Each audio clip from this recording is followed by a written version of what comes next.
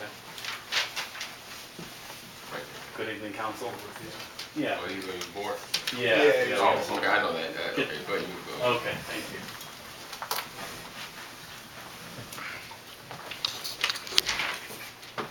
Right. Good evening, council. Thank you for giving me this opportunity to address you tonight and speak to our East 140th Green Infrastructure Project. My name is Jeff Jowick. I'm a watershed team leader with the Northeast Ohio Regional Sewer District. And the sewer district consists of 62 member communities across our service area, from Olmsted Township to Hudson, to Brecksville, and to East Cleveland, and the city of Cleveland itself. We are responsible for our 3 wastewater treatment plants, easterly, southerly, and westerly. And then we are also responsible for the combined sewer overflows.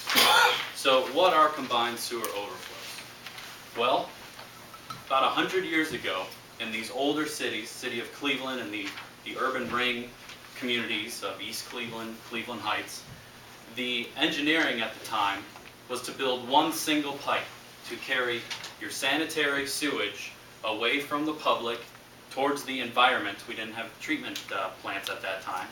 And we would also capture that stormwater and put it into that same pipe.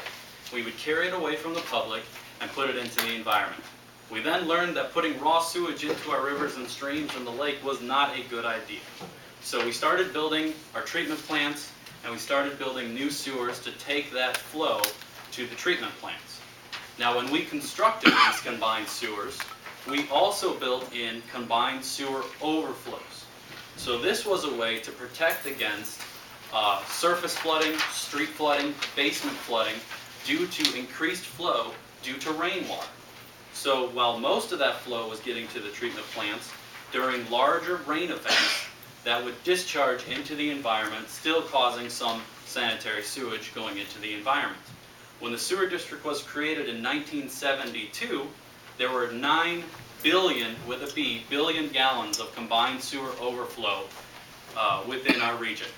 Now, since that time to date, we have cut that in half. So there are now 4.5 billion gallons of combined sewer overflow. Now, in 2011, the sewer district reached a consent decree with the U.S. EPA, the Ohio EPA, and the Department of Justice to bring that number significantly down. So in that agreement, we agreed to cut back combined sewer overflow by 98%. So we're going to be doing that by implementing green infrastructure and gray infrastructure. Gray infrastructure being that traditional sewer infrastructure consisting of tunnels, storage tanks, and sewers. Green is a little bit newer technology, and it's going back to nature and letting the soils and the plants absorb stormwater before it can ever get into that combined sewer system. So to get us to that 98% capture rate with gray and green infrastructure, the sewer district is implementing Project Clean Lake. So Project Clean Lake is the project that will reduce that combined sewer overflow, and that is funded by all 62 member communities. So whether you live in Olmsted Township, whether you live in Hudson, Brecksville, all of our 62 member communities, they all pay their sewer bills, which then go to fund Project Clean Lake. So, green infrastructure, as I mentioned, is where we're going to take that stormwater, keep it out of the combined sewer system, and let Mother Nature do its job. Let that water soak in the way it would naturally before we develop. We have multiple green infrastructure projects that we are working on, and one of them being right here in East Cleveland with the East 140th project. But before we developed this area, I just want to show you how Mother Nature drained the land. So in Northeast Ohio, we all live in the Lake Erie watershed. That means that all of the water, all the rainwater, the snow melt, eventually makes its way to Lake Erie. Now what we have here is a map showing those rivers and streams that are a part of that Lake Erie watershed that drain that water. So we can break larger watersheds down And so we've broken them down into what we call sub-watersheds here. So you see, within East Cleveland, there are 3 watersheds. We have the Dugway, Shaw Brook, and 9 Mile Creek. So, water wants to flow downhill using gravity. That's the way Mother Nature designed it. So these upstream communities, the water that flows, the rainfall that comes down, that snow melt, for example, up in South Euclid, it finds its way into 9 Mile Creek and then continues down, flows into Lyndhurst, down into East Cleveland, and then from East Cleveland, where it's picking up stormwater, it also flows into Cleveland, and then your stormwater then flows into Bracknell, and finally makes its way into Lake Erie. So this is the way Mother Nature designed it. This is the way the water flows using gravity. Now, as we develop the area, and we start to manage our sanitary waste when we flush our toilets, we don't want to put that right into the environment, and we also don't want to fight against nature. We want to use gravity.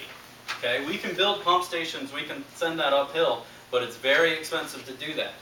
So what I'm showing you here are what we call sewer sheds. So this is the sanitary drainage. Okay? And in this yellow area is our easterly wastewater treatment sewer shed. So all of the wastewater in yellow here makes its way downhill through our interceptor pipes to our easterly wastewater treatment plant. And so this has been in existence for decades. This is our interceptor sewer system. All the local communities have their own local sewer pipes. They take that flow, example out here in Mayfield, they flush their toilet, it goes into that local sewer pipe, it gets picked up by our interceptor, goes through Highland Heights, Lyndhurst, South Euclid, into Cleveland, and ultimately all the way to the easterly wastewater treatment plant, where it gets processed and then released as clean water. So this is the way the sewer system works. This is the way that it has been working for decades, and this is the way that it will continue to work. We are not going to be altering this sewer. We who? The sewer district, the Northeast Ohio Regional Sewer District. Can I ask a question before you start, before you finish? Hold on. After Just wanted to all know. these years, don't you think it was worn out? Go start. No, I'm not talking about that. Is there a dam somewhere in there? Then it's stuck. There is a dam at Lakeview Cemetery. Okay, Yeah, there's a large dam right there on Dugway. okay, that's what I was wanting to know. Yes. Okay, so now to zoom in to our East 140th project. We have 3 basin sites. We have our 2nd Avenue Basin, that's what we're calling it. That is going to be between the streets of 1st and 2nd Avenue. We have our other basin, which is between Mayfair and Scioto. And our last basin between Windermere and Page that we're calling our Page Basin. And in these highlighted areas, that is where we're going to be capturing that stormwater before it can ever get into that combined sewer system. So we're keeping that stormwater flow out of the sewer system, reducing combined sewer overflows. Currently, there are combined sewers in East Cleveland, and they discharge into the environment into those 3 streams that we saw, Shaw Brook, Dugway, and 9 Mile. That's raw sewage getting into the environment. This project is going to capture that stormwater before it can ever get into that sewer system, thus reducing that raw sewage getting in. So this blue area right here represents the capture area of that stormwater that's going to go to that Page Basin. So as you can see, there is not going to be any flow outside of East Cleveland. This is the only flow that will be directed, stormwater flow, directed to that Page Basin. This red area represents the Scioto Basin. And so only the stormwater from this region right here will go to that basin. 2nd Avenue Basin is this yellow area right here. So what happens is it'll rain, we will pick up that stormwater, it'll flow to the basins where it will fill up a little bit. On the average storm event, annually, you will see 1.5 foot of stormwater in these basins. That's it. After about 16 hours, that water will soak into the ground and it'll be released into 9 Mile or Shaw Brook as stormwater, clean stormwater as it filters through the soil. during the largest storm event, statistically speaking, that storm event that occurs once every 5 years, the most we would ever see would be 4.5 feet, because anything beyond that would just discharge into the environment, never making it to the basin. So 4.5 feet, once every 5 years, statistically speaking, is the maximum depth. Now, we've been out to the community, multiple presentations, and there were some safety concerns with ponding of water in the community. So we listened to that, and so all 3 basins are going to have fencing around them. And that's to keep anybody out for safety reasons, and also we don't want people in our basins because they will compact the soils, decreasing the infiltration rate of that water getting in, and also damage our plants. So it's a win-win. You know, we keep people out to protect our basin and then also for their overall safety. And as I mentioned before, this is one of 9 green infrastructure projects that we are doing as part of Project Clean Lake. Gray infrastructure, I don't want to say is easy, but it's easier than green infrastructure, because gray infrastructure is underground.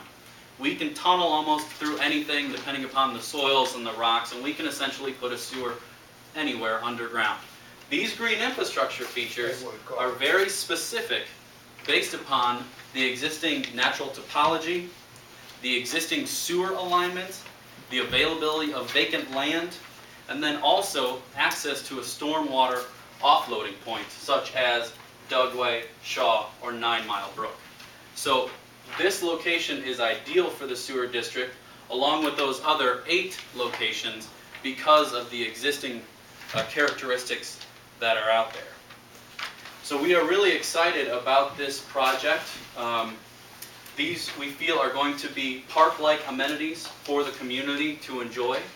They are going to have walking paths around the basin.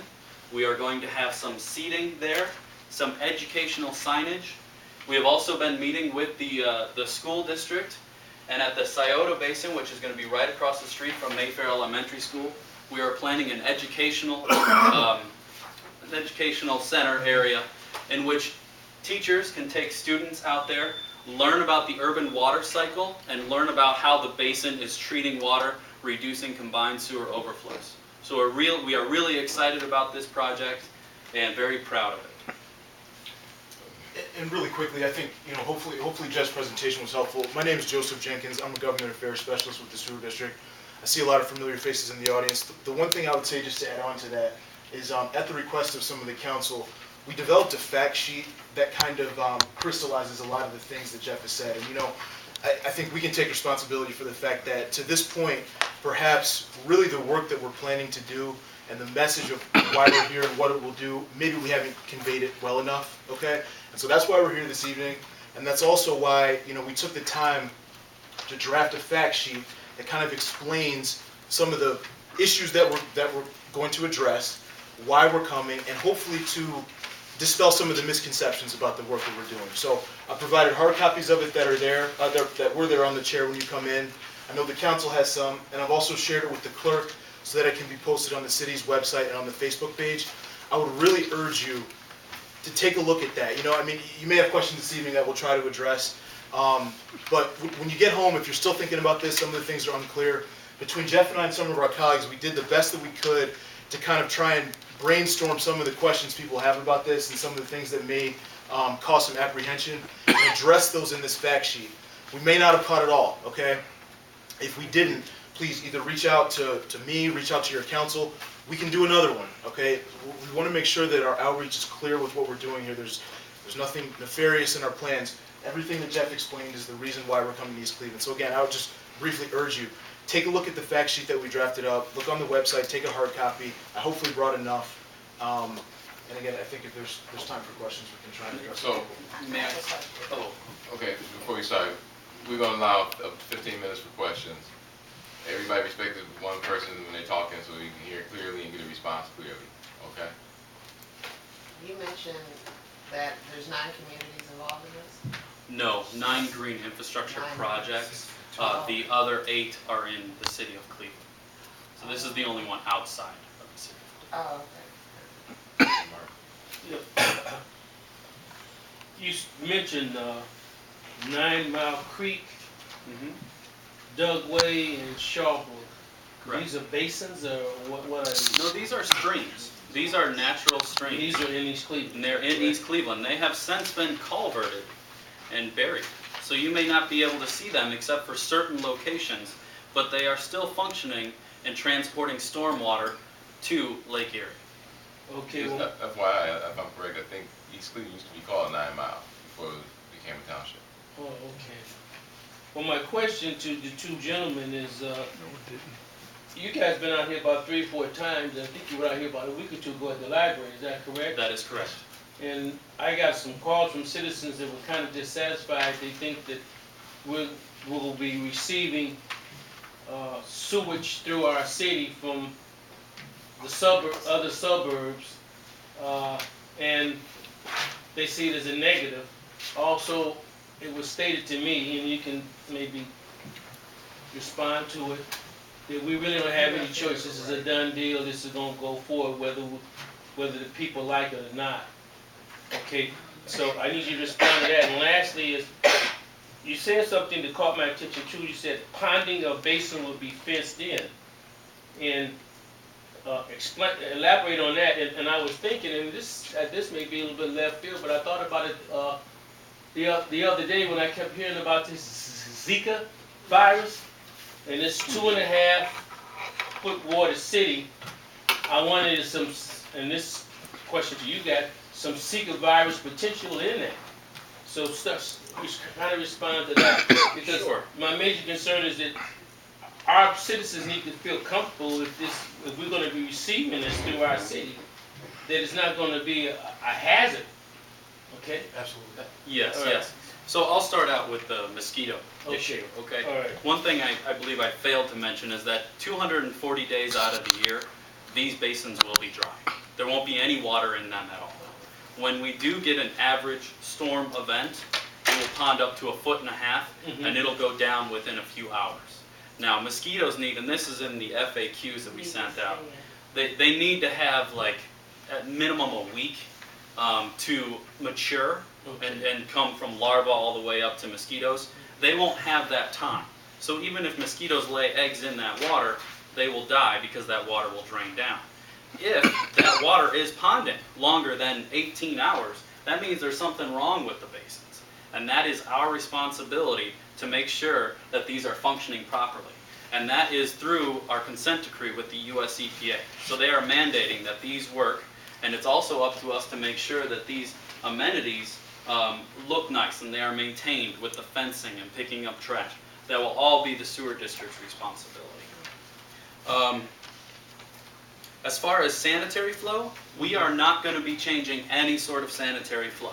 We are not going to be taking any flow from upstream communities or anything.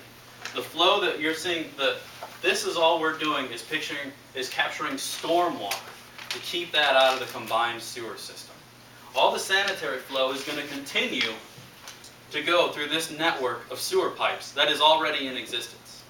So when upstream communities flush their toilets, it will continue to go the same way that it is going today.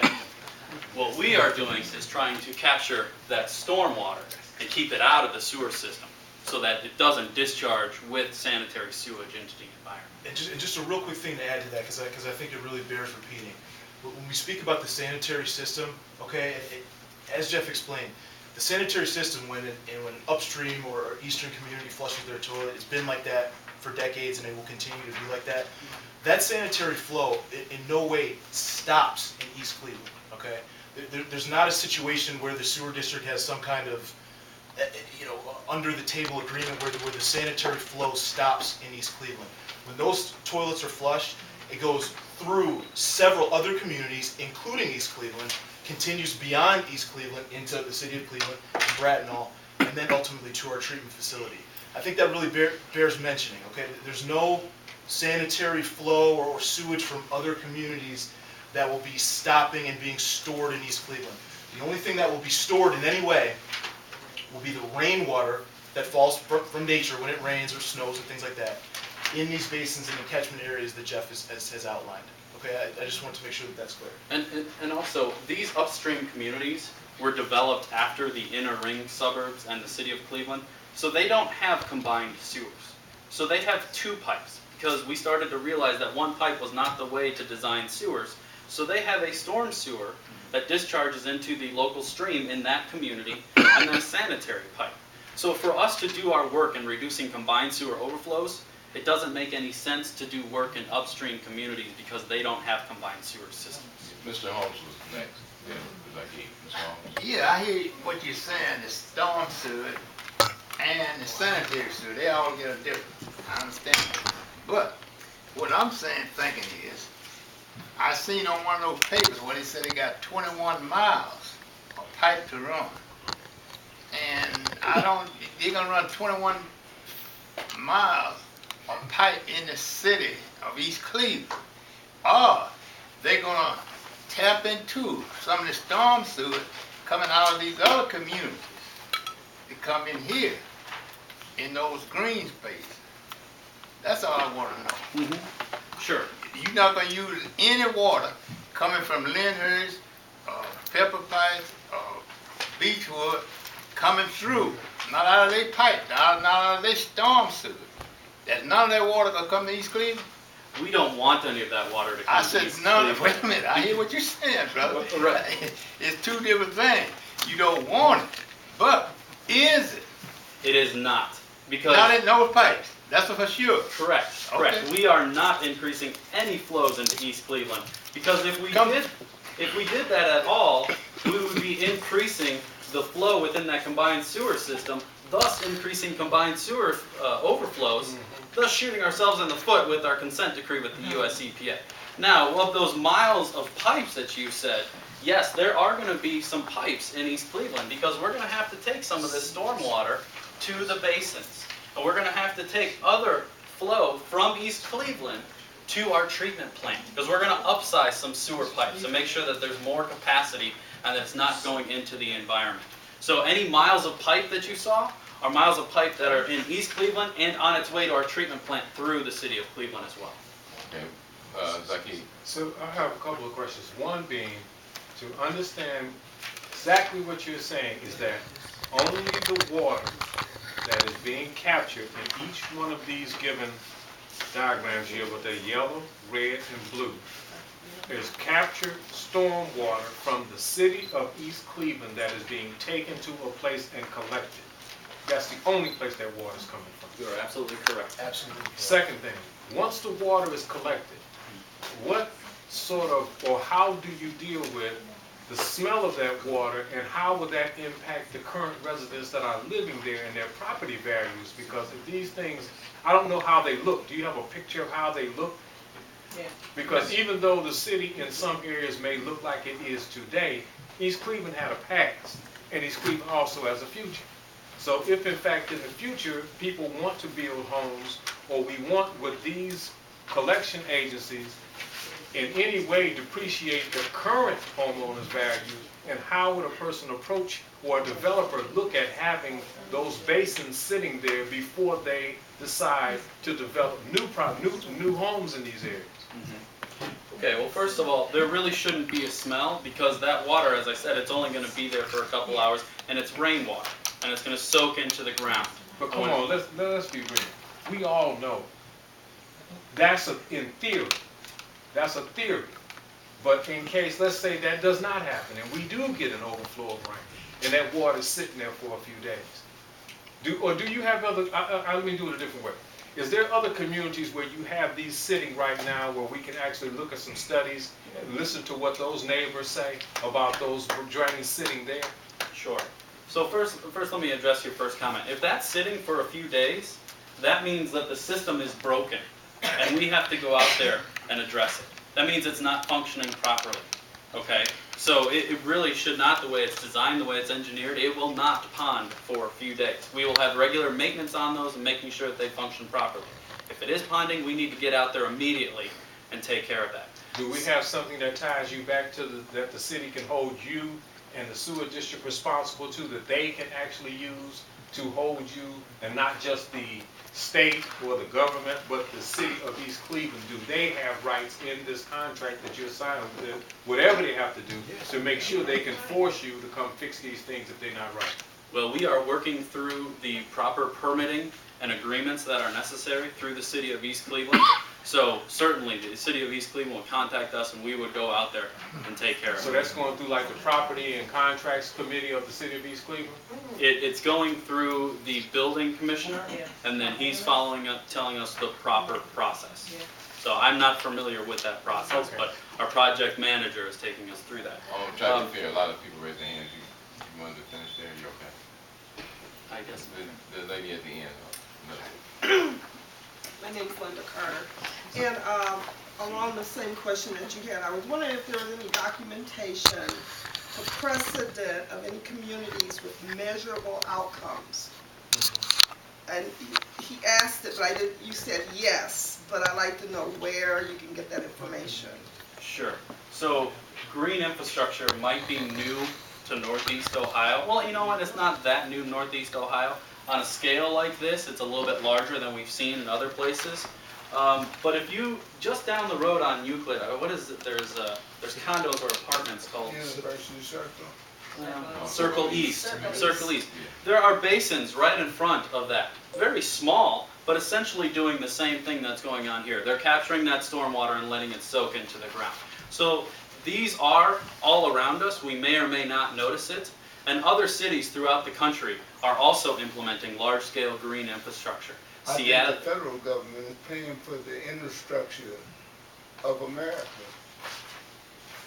well, if I could just continue addressing her comment. So other communities are also creating green infrastructure to address combined sewer overflows. Seattle, Portland is a good one. Philadelphia is a big one. And all of these communities have websites. Louisville has some. And you can go on there and you can read about how they're doing it. Now, all these cities have different situations, you know, so it might be a little different. Some have consent decrees with the U.S. EPA, some don't. So, but other communities are doing that. Mr. Mayor. Thank you. Jeff, I'll start out with this. You never answered the lady question as to where are they in other communities. You said there are 62 communities that is involved here. You never answered those questions. Number two, I was sitting on this council when there was the sewer, and you're saying it's not coming through the city of East Cleveland. It came from Euclid, Cleveland Heights, Shaker, throughout the city. There's one sitting, a tank sitting up there on Coventry, one sitting at Lee and Glen, one sitting over at Forest Hill Park, one sitting at Hayton and Eddie Road. Now, my question, and I didn't particularly care to put one of the council said in reference to that this is a done deal and we have no say in it. We are the government. We have a say in everything. No, I'm asking the question. We have a say in everything that goes on in our city. And you're saying that there aren't any sewage flowing through our cities. You're wrong. That's not what I said, sir. You said coming from other communities. It is coming through. That's stopped in East Cleveland. Let me just finish my question. You comment, I didn't interrupt you. Question. My question that you're saying that there aren't any sewer stuff coming through the city of East Cleveland. I just named where they are, and I can take you there and show you. And I'm sitting on this council when they came before us. Mr. O'Mays, ask the question, please. Sewage bill. I want to know from you, Jeff, as to, you saying the federal government is doing this.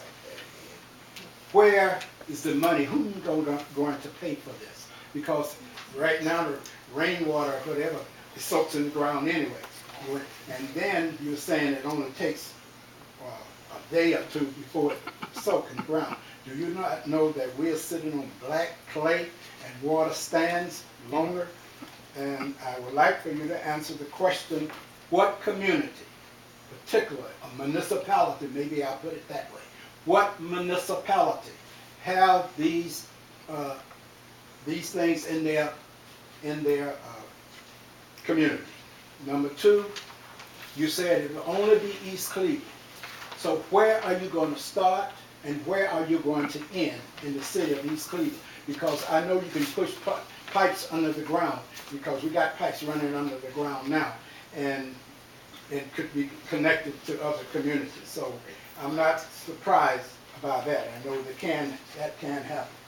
And my last question was the watershed. In reference to the watershed, will that be a tank also in the ground that's capturing and holding this water, as the sewer district has tanks in the ground, or what you want to call them? You call them watershed, but I'm calling them the big round tanks that they put in the ground, and they run their pipes through under the ground and what have you. And I see houses and things caving in many cities because of pipes and things that run under the ground. So I would like to know, will these pipes be ran under the ground through under our houses and things of this nature? Can you answer those questions? And answer the question the lady asked in reference to what community? Okay, there was a lot there, but besides East Cleveland, Project Clean Lake is doing 8 other green infrastructure projects in the city of Cleveland. Currently in the ground already, we have our Urban Agricultural Innovation Zone Green Infrastructure Project. That has 4 green infrastructure basins, and that is at the corner of Kinsman and East 81st over there. Those are currently already in the ground. In the spring, we will be adding the plants. We have a Slavic Village demonstration rain gardens. Those are a little bit smaller, but those are on East 78th and East 75th already in the ground. And we are in the we just finished excavating our Fair Hill MLK project, which is right at the corner of Fair Hill and MLK. So there are already projects in the ground in the city of East Cleveland that are part of Project Clean Lake Green Infrastructure. And as you mentioned, we are not going to be changing any of the sanitary flow. So that pipe that you were talking about is our Heights Hilltop Interceptor, which picks up flow from University Heights, Shaker Heights, Cleveland Heights, just as you mentioned, and it continues through East Cleveland on its way to Easterly, where it gets treated. Now, this pipe went in decades ago, and what this did... In 1980, Let me answer the question. 1992 or 90. Let me answer the question. Yeah, decades ago. And so what this did, actually, this alleviated flow from going into East Cleveland. Because before we put in our large pipe right here, all of the flow went into your local system, where it overwhelmed your sewer system. And there wasn't room for your... We wasn't connected.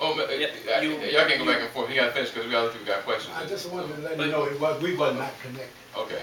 Because they told us that. Thank you. Okay, well, now the flow is picked up in our interceptor pipes. It goes underground through East Cleveland, where it then continues to go underground through the city of Cleveland, through Brattonall, to our wastewater treatment plant. You asked who's going to pay for this? Yes. We all will pay for this. All 62 member communities, everyone paying their sewer bill, is paying for a portion of Project Clean Lake. So in other words, our sewer will go up. All right. Good. We can go back and forth. The gentleman right here been waiting patiently. You have a question? Excuse me, Councilman. Would you have him respond to the question? One second. But I need to correct Mr. O'Mays on something, because I asked a question of what. How did I put it? Hold on. You said No, it was a But this gentleman right here had a question. They've been waiting patiently. Right, We'll come but back to it's connected to what he said. We'll come back to that.